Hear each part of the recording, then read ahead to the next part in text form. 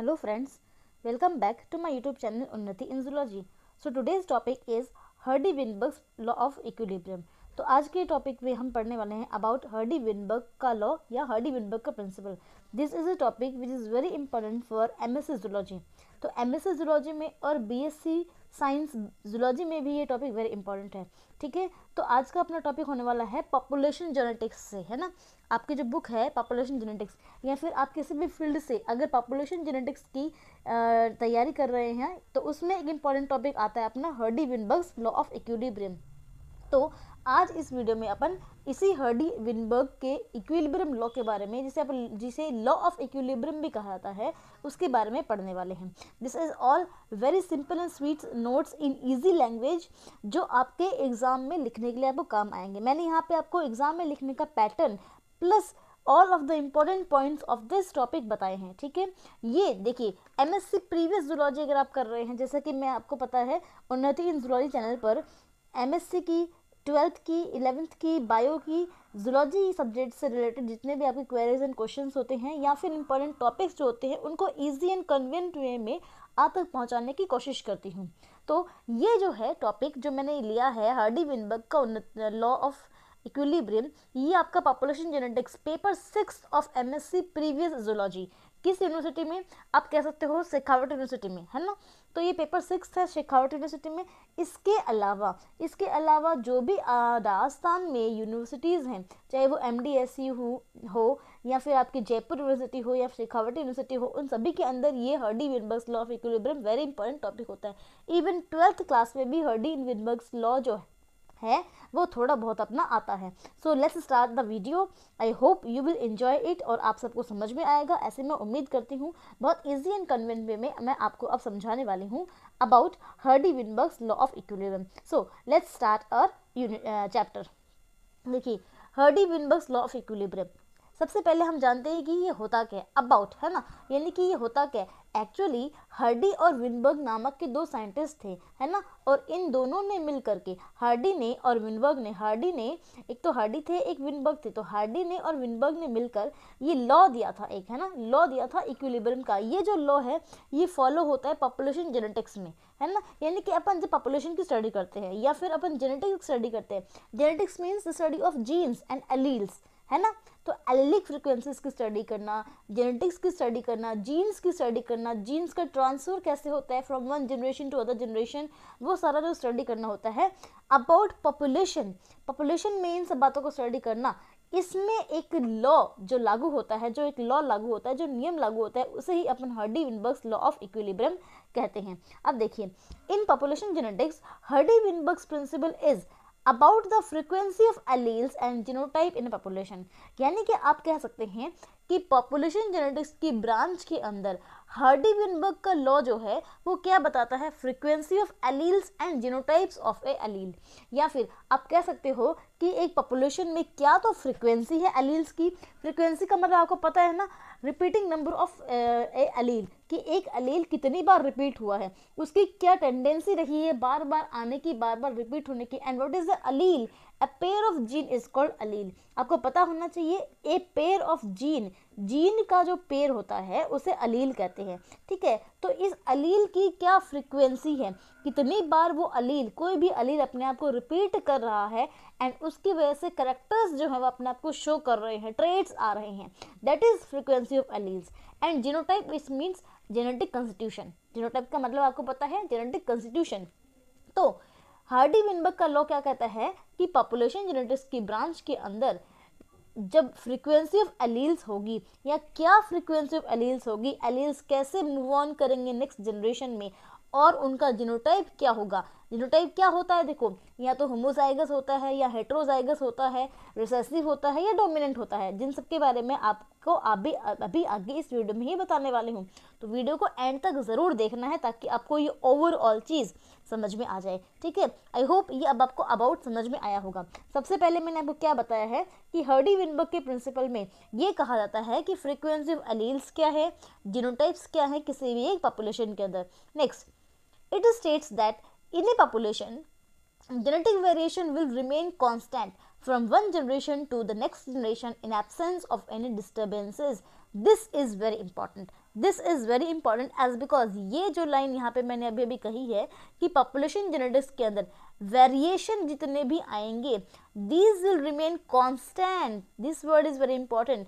Variations जो आएंगे वो कैसे होंगे, कॉन्स्टेंट होंगे from one generation to other in absence of disturbances. यानी कि नेचर में जब इवोल्यूशन हो रहा होता है, एक जनरेशन से दूसरी जनरेशन में जब कैरेक्टर्स मूव ऑन करते हैं, जीन्स मूव ऑन करते हैं, ट्रेड्स मूव ऑन करते हैं, उस दौरान अगर किसी भी प्रकार का कोई डिस्टर्बेंस, किसी भी प्रकार का any type of external and internal, दोनों एक्सटर्नल फैक्टर्स भी एंड इंटरनल फैक्टर्स भी डिस्टर्बेंस करने के लिए नहीं है, कोई डिस्टर्ब नहीं कर रहा है, उस दौरान जो जेनेटिक इवोल्यूशन होगा, जो इवोल्यूशन होगा या फिर कैरेक्टर्स का जो ट्रांसफर होगा one generation to next generation, that will be completely constant, completely constant होगा, उस दौरान कोई वेरिएशन नहीं आएंगी।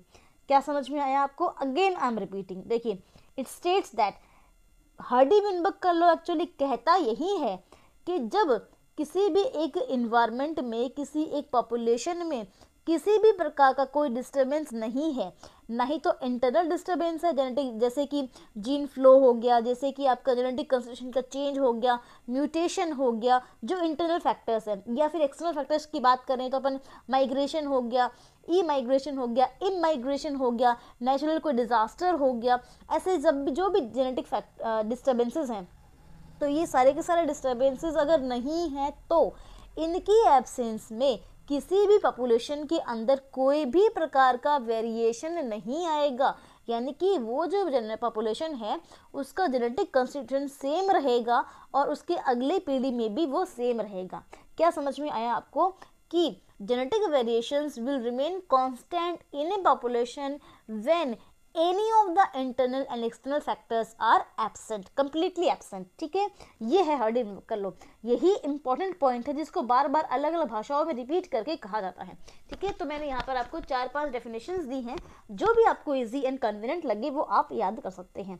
देखिए next, it is a null model of relationship between allelic and genetic frequencies. Null का मतलब होता है जीरो, ओके, नल का मतलब होता है जीरो, और आप कह सकते हो साइलेंट, यानी कि है तो एक प्रकार का मॉडिफिकेशन ही है, तो एक प्रकार का इवोल्यूशन का ही प्रकार, बट ये जो मॉडल है या फिर ये जो आपका मॉडिफिकेशन हो रहा है, जो हार्डी-विनबर्ग का लॉ है, ये नल है। नल मतलब जीरो इफेक्ट शो करता है, क्योंकि इसमें कोई वेरिएशन तो आते नहीं, कोई चेंज तो आते नहीं, जो जैसा पहले था वैसा ही वो बाद में रहेगा, तो कोई इवोल्यूशन नहीं हुआ है, कोई वेरिएशन नहीं आए हैं, कुछ भी न्यू इवॉल्व नहीं हुआ है, न्यू स्पीसीज जनरेशन नहीं हुआ है, कुछ भी आप कह सकते हो वेरिएशन, या आप कह सकते हो कि न्यू समथिंग कुछ भी नहीं बना है। तो इसीलिए इसे नल मॉडल कहा जाता है। क्या कहा जाता है इसे? नल मॉडल ऑफ रिलेशनशिप कहा जाता है। अब ये नल मॉडल किस में हुआ है? एलिलिक एंड जेनेटिक फ्रीक्वेंसीज में, क्योंकि ना तो जीन्स चेंज हुए हैं तो ना अलील चेंज हुए हैं, है ना। म्यूटेशंस होते हैं अगर, या जीन फ्लो होता है अगर, या जीन माइग्रेशन होता है अगर, या फिर लार्ज पॉपुलेशन से अगर रैंडम पॉपुलेशन है, कोई स्मॉल पॉपुलेशन है, तो अगर ऐसा कुछ होगा तो उनके बीच में तो allylic and genetic frequencies change होंगी, बट यहाँ पर तो ऐसा कुछ होता ही नहीं है। हार्डी-विनबर्ग के लॉ के अंदर ना ही तो कोई वेरिएशन आते हैं और ना ही कोई इवोल्यूशन होता है।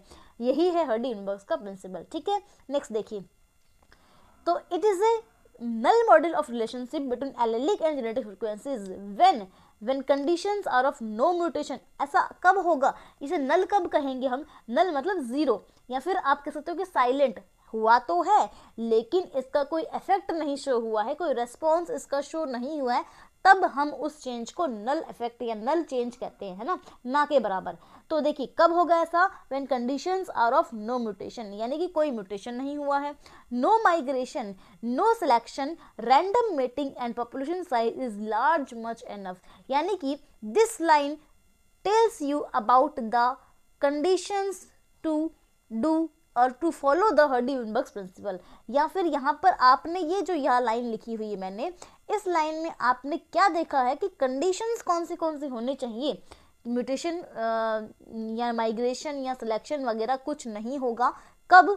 जब हार्डी-विनबर्ग का प्रिंसिपल लॉ फॉलो हो रहा होगा। देखिए, it is a null model of relationship between allelic and genetic frequencies when conditions are of no mutation। it means उस पॉपुलेशन में कोई भी प्रकार का म्यूटेशन नहीं हुआ होना चाहिए, उसमें कोई माइग्रेशन नहीं हुआ होना चाहिए, ना ही तो कोई उस पॉपुलेशन के अंदर बाहर से आया है और ना ही उस पॉपुलेशन को छोड़कर कोई बाहर गया है, तो उसे हम नो माइग्रेशन कहेंगे। नो सिलेक्शन, कोई नेचुरल सिलेक्शन नहीं हुआ है कि नेचर ने डिजायर्ड कैरेक्टर्स को या फिर यूजफुल कैरेक्टर्स को चूज कर लिया हो, ऐसा कुछ भी नहीं होता है। रैंडम मेटिंग, रैंडम मेटिंग का मतलब होता है कि सिलेक्टेड मेटिंग नहीं हो रही है कि मुझे, जैसे मान लीजिए सिलेक्टेड मेटिंग का मतलब होता है पार्टनर्स को चूज कर लेना और उनके साथ मेट करना, तो ऐसा सिलेक्टेड मेटिंग नहीं हो रहा है, बट रैंडम मेटिंग हो सकता है। रैंडम मेटिंग चलेगा ही, है ना, किसी के साथ भी किसी का भी इन पॉपुलेशन।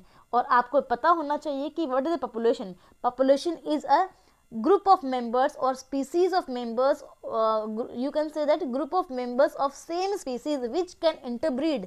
पॉपुलेशन हम उसी को कहते हैं जहाँ पर आपस में सेम टाइप ऑफ इंडिविजुअल्स साथ में रहते हैं और आपस में इंटरब्रीड करने की कैपेसिटी रखते हैं, ठीक है। तो यहाँ पर ये सब कंडीशंस अगर होगी, पॉपुलेशन साइज लार्ज भी होना चाहिए। तो अगर आपको यहाँ मतलब इन्वायरमेंट में ये सब कंडीशंस देखने को मिलती हैं, तो इट मीन्स दैट इन्वायरमेंट और that population is following Hardy Weinberg's law, ठीक है। नेक्स्ट डेफिनेशन देखिए, it states that in absence of any evolutionary process pressure, a randomly mating population will remain constant। this is again the definition of in Hardy Weinberg's principle. ये जो 4-5 point मैंने about में लिखे हैं, ये सब के सब हर्डी-विनबर्ग्स प्रिंसिपल की डेफिनेशन है, जो अलग अलग भाषाओं में दी गई हैं, या फिर आप कह सकते हो कि मीनिंग इनका सेम निकल रहा है but terminology is just different, okay. तो इसमें भी यही सेम बात कही गई है, जब कोई इवोल्यूशनरी प्रेशर नहीं होगा, कोई इवोल्यूशन की तरफ से आने वाला प्रेशर जैसे mutation, gene migration, gene flow, या फिर मेटिंग, या फिर स्मॉल पॉपुलेशन, या और भी कोई अदर नेचुरल फैक्टर्स, तो वो सब अगर नहीं होंगे, एब्सेंस अगर होंगे, तो एक रैंडमली मेटिंग करने वाली पॉपुलेशन जो है उसमें कोई भी प्रकार का कोई चेंज नहीं आएगा and it will remain constant. It will remain constant का सिंपल सा मतलब है no change in the genetic frequency और जेनेटिक कंस्टिट्यूशन और the allelic frequency. No change का मतलब क्या है, उस पॉपुलेशन का ना ही तो जेनेटिक कंस्टिट्यूशन चेंज होगा, ना ही एलिक कंस्टिट्यूशन चेंज होगा, और ना ही उसमें कोई भी प्रकार का न्यू समथिंग इवॉल्व होगा, जो जैसा था वो वैसा ही चलता रहेगा, ठीक है। Next we can say that it is a mathematical model to calculate the allelic frequencies of traits with dominant and recessive alleles। अब ये जो हर्डी-विनबर्ग्स प्रिंसिपल है, इसको मैथमेटिकल एक्सप्रेस भी किया जाता है, यानी कि अपन इसको मैथमेटिकली भी बोल सकते हैं कि मैथमेटिकली अगर क्या हो गया है, दो पॉपुलेशंस हैं या दो से ज़्यादा पॉपुलेशंस हैं, अगर उनमें कोई भी एक्सटर्नल फैक्टर्स नहीं है, इवोल्यूशनरी प्रोसेस प्रेशर्स नहीं है, म्यूटेशन नहीं हो रहा, माइग्रेशन नहीं हो रहा, सिलेक्शन भी नहीं हो रहा है, रैंडम मेटिंग कर रही है और एक बड़ी साइज की पॉपुलेशन है, तो उन सब के अंदर जो एलिक फ्रिक्वेंसीज हैं, मतलब कि एलील्स का जो टेंडेंसी है ऑफ रिपीटिंग देमसेल्व्स, है ना, एलिक फ्रिक्वेंसीज हैं जो कि ट्रेड्स को शो करती हैं किसी न किसी प्रकार के, with dominant and recessive traits, दोनों ही एलील होंगे, वो दोनों ही जो होंगे वो कांस्टेंट होंगे, मतलब कि कोई चेंज नहीं आएगा। तो ये जो सारा का सारा अबाउट में मैंने बताया, वो आपको मैंने about Hardy Weinberg's law of equilibrium की डेफिनेशंस दी हैं अलग अलग।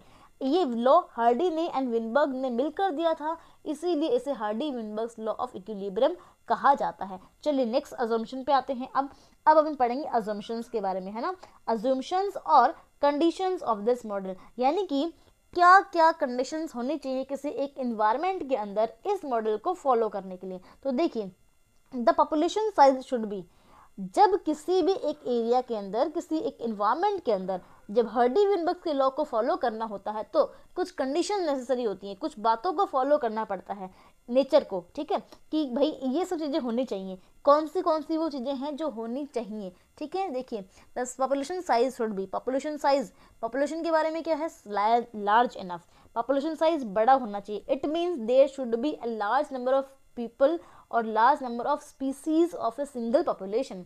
किसी एक पॉपुलेशन के बहुत सारे लोग होने चाहिए, छोटी पॉपुलेशन में नहीं होगा ऐसा, है ना। तो यहाँ पर क्या है, लार्ज इनफ पॉपुलेशन होना चाहिए। दूसरा फैक्टर हैज़ रैंडम मेटिंग, इसके पास क्या होना चाहिए, मेटिंग रैंडम होनी चाहिए। It means partners should be selected randomly, random partners होंगे, कोई किसी के साथ भी रिप्रोडक्शन कर सकता है, कोई सिलेक्शन या कोई चूजी प्रकार का नेचर नहीं होता है, ठीक है। तो लार्ज एनफ पॉपुलेशन होना चाहिए, रैंडम मेटिंग होना चाहिए और नो नेचुरल सिलेक्शन, यहाँ पे कोई नेचुरल सिलेक्शन नहीं होना चाहिए, जैसे कि डार्विन की थ्योरी में हुआ था। नेचर कोई सिलेक्ट नहीं करेगा कि भाई जो इंडिविजुअल्स बेटर हैं, सर्वाइव कर रहे हैं या अपने आप को फिट रख पा रहे हैं इन्वायरमेंट में, वही सिलेक्ट होंगे, अदर जो हैं वो डिस्क्रिमिनेट या एलिमिनेट हो जाएंगे। ऐसा कुछ भी नहीं होना चाहिए। नो मीटिंग, नो मीटिंग, यहाँ पे मैंने जो नो मीटिंग लिखा है इसका मतलब होता है नो सिलेक्टेड मीटिंग। ठीक है, यहाँ पे जो मैंने मीटिंग लिखा है ये मतलब है कि नो सिलेक्टेड मीटिंग या फिर चूजी मीटिंग नहीं होना चाहिए, सिलेक्टेड या फिर चूजी मीटिंग नहीं होना चाहिए। तो ये नो मीटिंग है कि मतलब मीटिंग नहीं होना चाहिए। मीटिंग तो होगा लेकिन रैंडम मीटिंग होगा, सिलेक्टेड मीटिंग या फिर चूजिंग जो मीटिंग है अपना वो नहीं होगा, जिसको अपन डिजायर्ड कैरेक्टर्स के लिए चूज करके कराते हैं, वो सिस्टम यहाँ पे नहीं होता है। नेक्स्ट, नो म्यूटेशन, किसी भी प्रकार का कोई भी mutation in the genetic constitution of any other population species में नहीं होना चाहिए, क्योंकि आपको पता है अगर म्यूटेशंस हो गए हैं तो डीएनए का चेंज हो जाएगा, एलिक फ्रीक्वेंसी चेंज हो जाएगी, एलील चेंज हो जाएंगे, जीन चेंज हो जाएगा एंड ओवरऑल ट्रेट भी चेंज हो जाएगा। तो म्यूटेशन वगैरह यहाँ पर बिल्कुल भी नहीं होने चाहिए। And last, no gene flow, no gene flow का मतलब जीन्स का यहाँ से वहाँ जाना नहीं होना चाहिए। जीन्स का फ्लो कैसे होगा? माइग्रेशन से होगा। एंड माइग्रेशन जैसा कि आपको पता है 2 टाइप्स की होती है, एक तो होती है इमाइग्रेशन, माइग्रेशन में 2 होते हैं बेटा, एक तो होती है इमाइग्रेशन और एक होती है ई माइग्रेशन। ठीक है, मैं पूरा नहीं लिख रही हूँ यहाँ पर, ये देखिए ये है ई माइग्रेशन। तो ई माइग्रेशन का मतलब होता है आना। ठीक है, ई माइग्रेशन हमेशा प्लस करता है, याद रखना। यहाँ पे ना आई एम है, आई मतलब होता है इन, है ना, आई का मतलब होता है अंदर आना, तो आई मतलब इन एंड इम माइग्रेशन का मतलब अंदर आना, यानी कि कोई पॉपुलेशन के अंदर आया है, बाहर से, विदेश से, दूसरे देश से रहकर अपने देश में रहने आया है, तो वो इम माइग्रेशन कहलाएगा। And E migration, E migration का मतलब होता है, ई का मतलब क्या होता है? देखिए ई फॉर एग्जिट, है ना, ई से क्या निकलता है? ई से निकलता है एग्जिट, और एग्जिट मतलब बाहर निकलना, यानी कि एग्जिट मतलब बाहर निकलना। इट मीन्स हमारा देश छोड़कर कोई अगर दूसरे देश में जाकर रहने लग जाता है तो उसने हमारे देश में क्या किया? उसने हमारे देश में ई माइग्रेशन किया, उसने यहाँ की पॉपुलेशन को कम किया। तो ये दोनों ही अगर कारण होते हैं, ई माइग्रेशन होता है या इम माइग्रेशन होता है। देखिए, this is pronounced as immigration and this is pronounced as emigration. बच्चे बहुत कंफ्यूज होते हैं इन 2 टर्म्स में, तो ये टर्म्स आपको ध्यान रखने हैं। आई एम, जहाँ पे आई एम आता है, आई एम का मतलब होता है इन, इन मतलब होता है अंदर, अंदर मतलब आना, तो इमाइग्रेशन का मतलब किसी का आना। एंड ई मतलब होता है एग्जिट, एग्जिट मतलब बाहर जाना। और जो ये आपका ई माइग्रेशन है, इसका मतलब होता है किसी का जो अपना ओरिजिनल लोकेशन है, अपना ओरिजिनल होम टाउन को छोड़कर कहीं और न्यू एरिया में शिफ्ट हो जाना। तो अगर माइग्रेशन जो हुआ है, ये दोनों ही माइग्रेशन के टाइप्स थे जो मैंने आपको यहाँ बताए हैं। तो अगर माइग्रेशन हुआ है किसी भी प्रकार का तो जीन फ्लो होगा, और अगर जीन फ्लो होगा तो हार्डी-विनबर्ग का लॉ फॉलो नहीं होगा। You have to maintain and rememberise this thing that अगर ये सारे कारण में कुछ भी एक भी कारण हो गया किसी पॉपुलेशन के अंदर, किसी इकोलॉजी के अंदर, इन्वायरमेंट के अंदर, इकोसिस्टम के अंदर, तब हार्डी-विनबर्ग्स लॉ उस जगह पे फॉलो नहीं होगा। ठीक है, ये थे वो कंडीशंस या अजम्पशंस जो होने चाहिए to follow the Hardy Weinberg's law of equilibrium. तो हमने अबाउट पढ़ लिया, हमने बहुत सारे टाइप के डेफिनेशंस पढ़ ली हार्डी-विनबर्ग्स के लॉ की। नेक्स्ट हमने अजम्पशंस पढ़े, अब हम पढ़ेंगे इसका मैथमेटिकल एक्सप्रेशन, क्योंकि अभी मैंने आपको क्या कहा था कि इसमें मैथमेटिकल एक्सप्रेशन होता है ना। Let's start this. अब देखिए, तो अब हम बात करते हैं मैथमेटिकल एक्सप्रेशन की कि हार्डी-विनबर्ग्स के लॉ में क्या मैथमेटिकल एक्सप्रेशन होगा। तो देखिए, this is explained as p plus Q का whole square is equal to P square plus Q square plus 2pq। ठीक है, देखिए यानी कि क्या कहा है, मैथमेटिकल एक्सप्रेशन है। तो अगर आपने कभी थोड़ी बहुत मैथ्स पढ़ी है और आपको याद हो, आपको क्या याद हो, यहाँ पे आपको याद रखना है वो वाला फॉर्मूला जो अपन बचपन में मैथ्स में यूज़ करते थे अपने 6th-7th क्लास में, है ना। a प्लस बी का whole square is equal to a square plus B square and plus 2ab। ठीक है, 2ab। तो यही फॉर्मूला है सेम का सेम, बस यहाँ पे हमने टर्मिनोलॉजी को p एंड q यूज़ किया है। तो देखिए सेम मैंने वही लिखा है, p square plus 2pq plus q square is equal to 1। इसी को हम ये भी लाइन लिख सकते हैं, दोनों सेम है, कोई फर्क नहीं है, कोई डिफरेंस नहीं है। ठीक है, देखिए, और p प्लस q का whole square is equal to P square plus Q square plus 2pq। और ये 1 होता है, 1 का मतलब है यहाँ पर कांस्टेंट है, ठीक है, ये 1 जो है इसका मतलब होता है कांस्टेंट।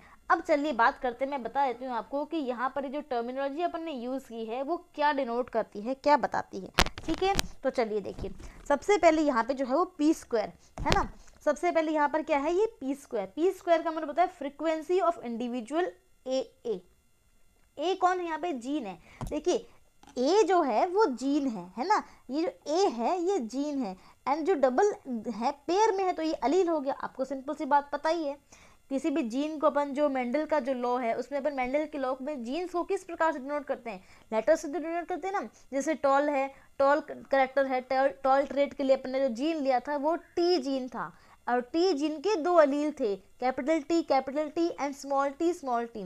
जो capital T and capital T था वो डोमिनेंट के लिए था, एंड स्मॉल टी रिसेसिव के लिए होता है। अगर आपको ये सब बातें जो मैं अभी बोली हूँ ये आपको अगर याद आ रही हैं और आपको पता है पहले से, तो ये चीज़ आपके लिए बहुत ईजी हो जाने वाली है, क्योंकि यहाँ पे अपन ने पी स्क्वायर लिया है।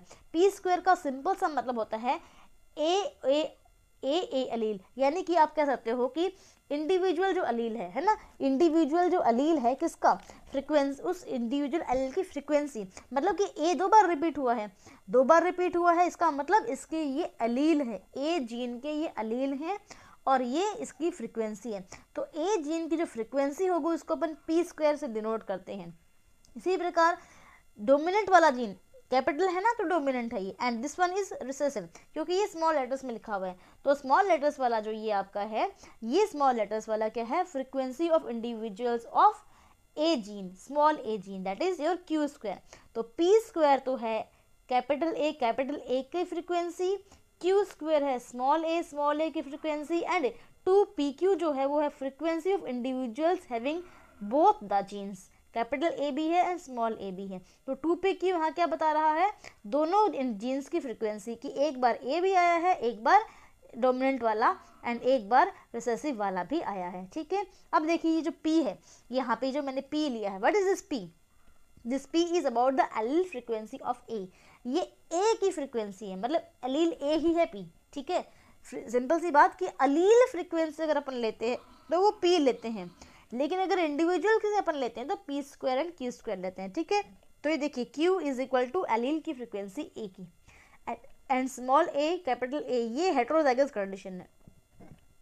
आपको यहाँ पे जस्ट थोड़ा सा मेंडल के जो अपन ने लॉज पढ़े हैं उसमें जो अपन ने टर्मिनोलॉजीज यूज़ की थी ना, वही सेम की सेम यहाँ पे यूज़ किए, कुछ भी अलग नहीं किया बेटा, कंफ्यूज बिल्कुल भी नहीं होना है। बहुत इजी एंड कन्वीनियंट तरीके से याद करो मेंडल वाली कहानी। मेंडल में जो कैरेक्टर्स लिए थे, जीन्स लिया था, अलील लिया था, कैपिटल टी स्मॉल टी, तो यही तो है capital A and capital A, and दोनों ही कैपिटल इसलिए डोमिनेंट है और सेम है कैपिटल इसलिए होमोजाइगस हैं।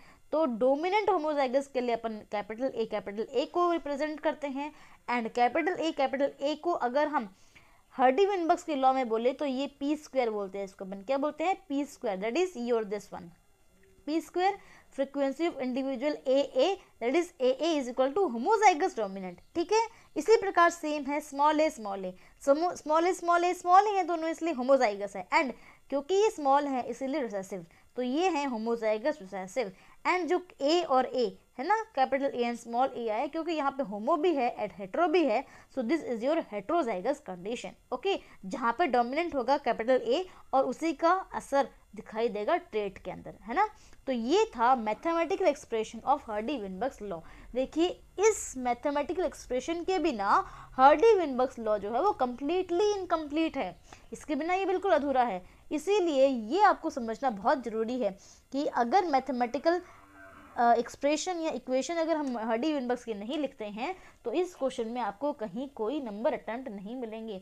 तो you have to learn this thing कि p प्लस क्यू का whole square is equal to P square plus 2q square plus 2p q is equal to 1, and 1 जो मैंने यहाँ पे लिया, मैं अगेन कह रही हूँ आपको कांस्टेंट, यानी कि ये जो लॉ फॉलो हो रहा है वो कब हो रहा है, when there are absence of any of the disturbance or when every evolutionary pressure is absent or when the nature is constant, in A environment.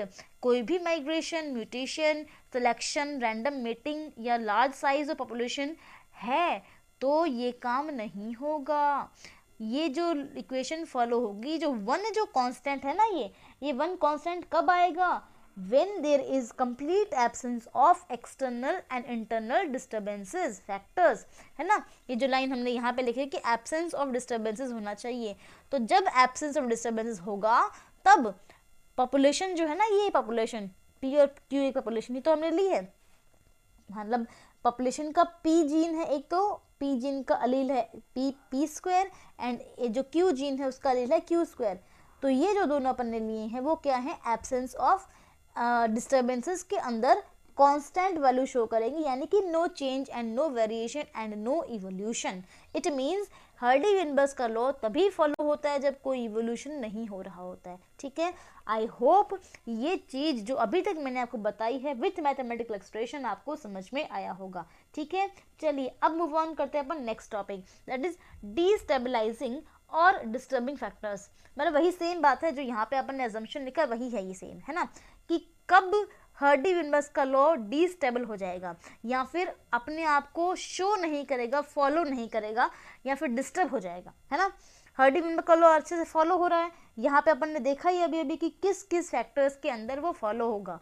तो कब फॉलो होगा? जब किसी भी प्रकार का इवोल्यूशन नहीं हो रहा है, कोई वेरिएशन नहीं हो रहा है और जो कंडीशंस हैं वो सूटेबल हैं, सेम हैं, जैसी थी वैसी की वैसी ही चले जा रही हैं, तब ऐसा लॉ फॉलो होगा।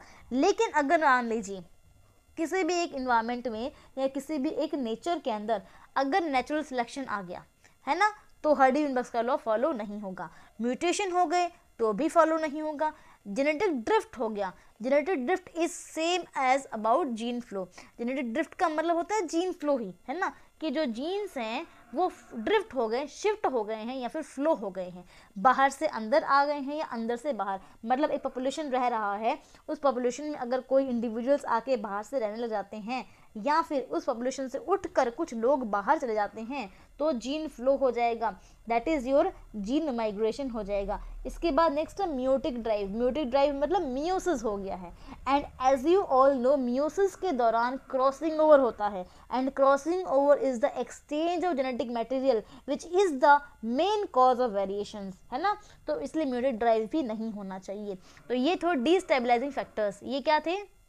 इन सबको अपन कहते हैं डीस्टेबलाइजिंग फैक्टर्स, जो कि क्या करते हैं? डीस्टेबलाइजिंग फैक्टर्स का मतलब अगर कंडीशंस में ये जो चार मैंने यहाँ कारण लिखे हैं, अगर ये होता है जब कोई इवोल्यूशन नहीं हो रहा होता है। ठीक है, आई होप ये चीज़ जो अभी तक मैंने आपको बताई है विथ मैथमेटिकल एक्सप्रेशन आपको समझ में आया होगा। ठीक है, चलिए अब मूव ऑन करते हैं अपन next topic, that is destabilising और डिस्टर्बिंग फैक्टर्स। मतलब वही सेम बात है जो यहाँ पे अपन ने अजम्पशन लिखा, वही है ये सेम, है ना, कि कब हर्डी-विनबर्ग का लॉ डीस्टेबल हो जाएगा या फिर अपने आप को शो नहीं करेगा, फॉलो नहीं करेगा या फिर डिस्टर्ब हो जाएगा, है ना। हर्डी-विनबर्ग का लॉ अच्छे से फॉलो हो रहा है, यहाँ पे अपन ने देखा ही अभी अभी कि किस किस फैक्टर्स के अंदर वो फॉलो होगा।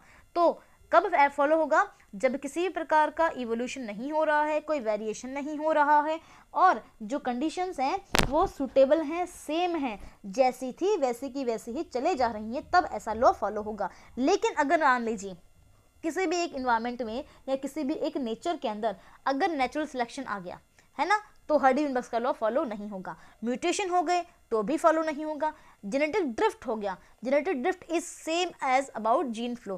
जेनेटिक ड्रिफ्ट का मतलब होता है जीन फ्लो ही, है ना, कि जो जीन्स हैं वो ड्रिफ्ट हो गए, शिफ्ट हो गए हैं या फिर फ्लो हो गए हैं, बाहर से अंदर आ गए हैं या अंदर से बाहर। मतलब एक पॉपुलेशन रह रहा है, उस पॉपुलेशन में अगर कोई इंडिविजुअल्स आके बाहर से रहने लग जाते हैं या फिर उस पॉपुलेशन से उठकर कुछ लोग बाहर चले जाते हैं तो जीन फ्लो हो जाएगा, that is your gene migration हो जाएगा। इसके बाद नेक्स्ट है म्यूटिक ड्राइव। म्यूटिक ड्राइव मतलब मियोसिस हो गया है, and as you all know meiosis के दौरान क्रॉसिंग ओवर होता है, and crossing over is the exchange of genetic material which is the main cause of variations, है ना। तो इसलिए म्यूटिक ड्राइव भी नहीं होना चाहिए। तो ये थोड़े डीस्टेबलाइजिंग फैक्टर्स, ये क्या थे? इन सबको अपन कहते हैं डीस्टेबलाइजिंग फैक्टर्स, जो कि क्या करते हैं? डीस्टेबलाइजिंग फैक्टर्स का मतलब अगर कंडीशंस में ये जो चार मैंने यहाँ कारण लिखे हैं, अगर ये, so now let's talk about the conclusion. So conclusion में हमने क्या देखना, देखिए ये कंक्लूजन का मतलब है कि ओवरऑल जो अपन ने इस हर्डी विनबर्ग प्रिंसिपल में पढ़ा वो क्या है। तो देखिए, this is a theory which states that during absence of any external और internal disturbing factors the genetic diversity in population would stay constant in one period to next period. It means कि जब कभी भी किसी भी evolution के अंदर या फिर किसी भी इन्वायरमेंट के अंदर इवोल्यूशन नहीं हो रहा होता है, या फिर आप कह सकते हैं कि एक्सटर्नल फैक्टर्स या फिर इंटरनल फैक्टर्स, दोनों ही प्रकार के फैक्टर्स जिनको अपन ने अभी अभी बात की थी, नेचुरल सिलेक्शन है, म्यूटेशन है, जेनेटिक ड्रिफ्ट है, म्यूटिक ड्राइव है, रैंडम मेटिंग होना चाहिए, लार्ज साइज पॉपुलेशन होना चाहिए, म्यूटेशंस नहीं होने चाहिए, कोई जीन फ्लो नहीं होना चाहिए, ये सब क्या है, एक्सटर्नल एंड इंटरनल फैक्टर्स हैं। तो अगर इनकी प्रेजेंस में ये अगर एब्सेंस हैं, मतलब कि ये सारे के सारे फैक्टर्स अगर एब्सेंट हैं, तो जो जेनेटिक डाइवर्सिटी है, जो जेनेटिक कॉन्स्टिट्यूशन है, एलिलिक फ्रीक्वेंसी जो होती है वो हमेशा कांस्टेंट रहेगी, सेम रहेगी, one generation to the other generation, क्योंकि वेरिएशन से नहीं आ रहे हैं, वेरिएशन से नहीं आ रहे हैं, कोई चेंजेस से नहीं हो रहे हैं, कुछ भी नया नहीं बन रहा है। तो तब क्या होगा, तब जो भी जो पेरेंट्स में कंट्रीब्यूशन होता है वही सेम एज उनके जनरेशन या उनकी प्रोजेनी में आता है, और उनके प्रोजेनी में भी फिर उनके बाद कि नेक्स्ट प्रोजेनी में भी सेम वही कैरेक्टर्स मूव ऑन करते हैं। It means Hardy Weinberg principal ये कहता है कि जब इवोल्यूशन हो रहा होता है और अगर इवोल्यूशन के दौरान कोई भी प्रकार के एक्सटर्नल, इंटरनल या फिर किसी भी प्रकार का जेनेटिक डिस्टर्बेंस नहीं है, तब इवोल्यूशन में जो पॉपुलेशन का जेनेटिक डाइवर्सिटी होगा या फिर एलिलिक फ्रीक्वेंसी होगी या फिर जीनोटाइप ऑफ द पॉपुलेशन जो होगा वो इक्वल होगा, कांस्टेंट होगा, सेम होगा या फिर वन होगा। यही चीज़ हमने यहाँ पर मैथमेटिकल एक्सप्रेशन में भी कहा था, है ना। यहाँ पर भी अपन ने क्या कहा था कि P square plus 2pq plus Q square is equal to 1, यानी कि जो अलील 1 है आपका, अलील ए है, उसकी फ्रीक्वेंसी पी स्क्वायर है, अलील जो क्यू है उसकी फ्रीक्वेंसी क्यू स्क्वायर है, एंड जो हेट्रो एंड होमो जो एक मिक्स आ रहा है जो वो आपकी 2pq की कंडीशन है। तो ए आपका होमोजाइगस डोमिनेंट है, स्मॉल ए होमोजाइगस रिसेसिव है, एंड जो 1 यहाँ पर है वो कांस्टेंट है, यानी कि एक पॉपुलेशन जो कोई भी प्रकार का डिस्टर्बेंस नहीं क्रिएट कर रही है, नहीं शो कर रही है, किसी भी डिस्टर्बेंस से होकर नहीं गुजर रही है, वैसी पॉपुलेशन हमेशा स्टेबल रहेगी, कांस्टेंट रहेगी, उसमें किसी भी प्रकार का जेनेटिक डाइवर्सिटी या वेरिएशन नहीं आएगा। वैसे जनरली नेचर में ऐसा पॉसिबल नहीं है। तो देखिए, अब हम पढ़ते हैं about the significance of Hardy Weinberg principle, या फिर इसके एप्लीकेशंस क्या हैं या फिर इसके यूजेस क्या हैं, क्योंकि जब भी हम कोई टॉपिक पढ़ते हैं तो ये ज़रूरी है कि उस टॉपिक के बारे में हमें पता हो कि कैसे उसमें यूज़ है उसका, है ना। तो देखिए, the first use to determine the population stratification, यानी कि हर्डी विनबर्ग लॉ से अपन क्या पता कर सकते हैं, पॉपुलेशन का लेवल, पॉपुलेशन का स्ट्रेटिफिकेशन, या फिर आप कह सकते हो जेनेटिक कॉन्स्टिट्यूशन, कि जीन्स कितने हैं, जीन की फ्रीक्वेंसी कितनी है, अलील्स कितने हैं, कितने अलील्स मूव कर रहे हैं, उनकी वजह से क्या ट्रेट्स बन रहे हैं, ये सारा का सारा चीज़ें अपन हर्डी विनबर्ग लॉ से निकाल सकते हैं, डिराइव कर सकते हैं। Second, it says that for evolution to occur the population should not follow this rule, यानी कि ये जो हर्डी विनबर्ग प्रिंसिपल है ये क्या कहता है कि अगर पॉपुलेशन में इवोल्यूशन होना है तो हर्डी विनबर्ग प्रिंसिपल फॉलो नहीं होगा, और अगर इवोल्यूशन हो रहा है तो ऑब्वियसली हर्डी विनबर्ग तो फॉलो नहीं होगा। लेकिन अगर कहीं पर इवोल्यूशन नहीं हुआ है, इट मीन्स वहाँ पर हर्डी विनबर्ग लॉ को फॉलो किया गया है, यानी कि इवोल्यूशन हो रहा है या नहीं हो रहा है, इसका एक करेक्ट आइडेंटिफिकेशन देता है अपने को ये लॉ, है ना। क्योंकि हर्डी विनबर्ग लॉ ये कहता है कि अगर कहीं पर जेनेटिक कॉन्स्टिट्यूशंस चेंज नहीं हो रही हैं, जेनेटिक जो फ्रीक्वेंसीज हैं, एलिलिक फ्रीक्वेंसीज हैं वो चेंज नहीं हो रही हैं, कांस्टेंट है, इट मीन्स वहाँ पर किसी भी प्रकार का कोई इवोल्यूशन नहीं हुआ है, कोई वेरिएशन नहीं आया है, कोई न्यू स्पेसीज नहीं बनी है और समथिंग न्यू नहीं बना है। और अगर कहीं पर समथिंग न्यू बना है या कुछ हुआ है, इट मीन्स इवोल्यूशन हुआ है, और इवोल्यूशन हुआ है इसका मतलब हार्डी विनबर्ग का लॉ फॉलो नहीं हुआ है। ठीक है, ये इसका very important and second use था। नेक्स्ट देखिए, it helps to calculate gene frequencies through time, यानी कि अपन इस लॉ में क्या देखते हैं, हर्डी विनबर्ग लॉ में अपन ने जो मेन बात पढ़ी वो यही तो है कि फ्रीक्वेंसी ऑफ एलील्स क्या होती हैं या फिर जीनोटाइप क्या होता है, यानी कि कितने एलील्स आ रहे हैं, उनका कंपोजिशन क्या है, वो होमोजाइगस हैं, हेट्रोजाइगस हैं, या डोमिनेंट हैं, या रिसेसिव हैं, कैसा है, क्या उनका नेचर है, जीन्स का, specially for genes and genotype, यही तो अपन पढ़ते हैं हर्डी विनबर्ग लॉ में। तो यहाँ पर इस लॉ का एक बेनिफिट ये है कि अपन जेनेटिक फ्रीक्वेंसी को या फिर जीन फ्रीक्वेंसी को भी पता कर सकते हैं। ओके, नेक्स्ट देखिए, it tells us about how evolutionary forces are operating.